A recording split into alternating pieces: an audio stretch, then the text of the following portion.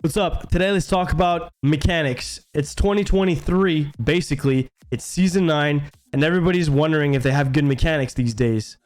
Well, in this video, let's talk about what exactly is having good mechanics. So basically, we're going to go in free play here. I'm going to talk about all the mechanics that you're going to need to at least get Grand Champion in Rocket League. And for the mechanics that I'm going to be talking about, you're going to have a certain set of keybinds set a certain way. For example, if you can't do let's say a stall, if you can't do a stall, your keybinds are probably not set properly. There's a button there that's not working on your controller. I get it, if you don't have paddles, then a stall might be complicated. But if you have paddles, there's no reason not to be able to pull off a stall. Okay? Let's talk about wave dashes at first. Ground control. And what I want you guys to realize is how bad your ground control is at first until you start practicing movements like this, zap dashing, and just, ground recoveries, wave dashing, and understanding how to drift recover. This is the basics of ground recoveries. My favorite, actually, wave dash recovery is the one when you're coming off the wall and you're trying to go quickly to recover back. You could actually just wave dash back. Wave dashes can be used offensively as well, right? You can incorporate wave dashes into fakes, into actually going for it. I don't know. You can use wave dashes very creatively. You could wave dash onto the ceiling. I mean, if you're there, I actually missed the wave dash on the ceiling. That's not something that I practice. You don't even need that to get to Grand Champion. Let's be honest. That was a ceiling wave dash. The next thing we're going to have to talk about is ground control. Mechanical control. Just controlling the ball on the hood like this doesn't require any brain power. You don't have to think very hard to control the ball on your hood. All you have to do is learn the mechanic. Your mechanic is going to become basically muscle memory. So if you're trying to do a 45-degree flick, your muscle memory will kick in and you're going to pull off a 45-degree flick. If you're trying to control the ball off a weird corner air dribble, you're going to have done that before to actually complete it properly in a ranked match. If you want to test your aerial mechanics, it's simple. I've created this exercise that I've learned from an old school YouTuber called Kevbert. He created this exercise back in like 2015 when the game started, and he called it the fly around the ball exercise. We can call it around the world. I'm getting a lot of comments about using a different name and modernizing this exercise. This exercise is pretty basic in itself. You could start by using air roll and flying around the ball. The larger the circles, the easier the exercise. The smaller the circles, the harder the exercise, right? The fly around the ball exercise, or fly around the world, is going to teach you aerial recoveries, and it's going to make you understand that your aerial recoveries are actually bad. And this is how I'm going to prove it to you. You've been using air roll to do the fly around the ball exercise. Now I'm banning you from actually using air roll. By banning you from using air roll, you're going to understand that these slight movements with the left joystick become way more critical to flying around the ball.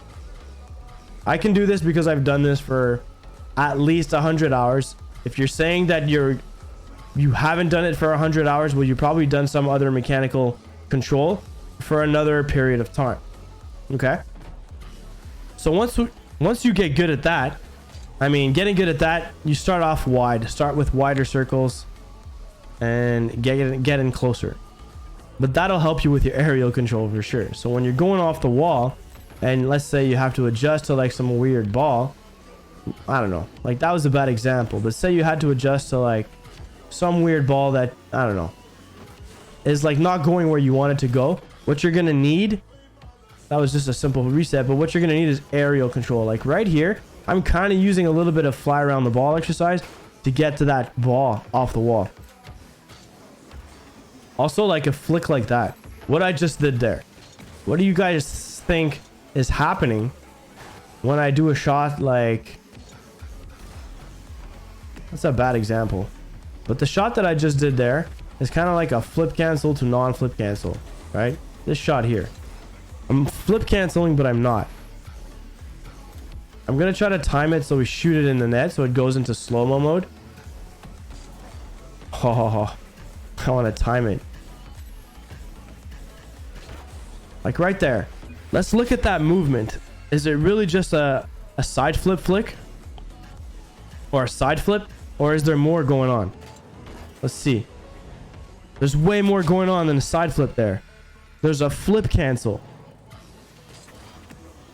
This is a flip cancel to uncancel. Almost a speed flip situation. But basically speed flipping is diagonal flip canceling to uncanceling. It's actually the side one. To do it properly, you really have to get into that like really diagonal side flip situation.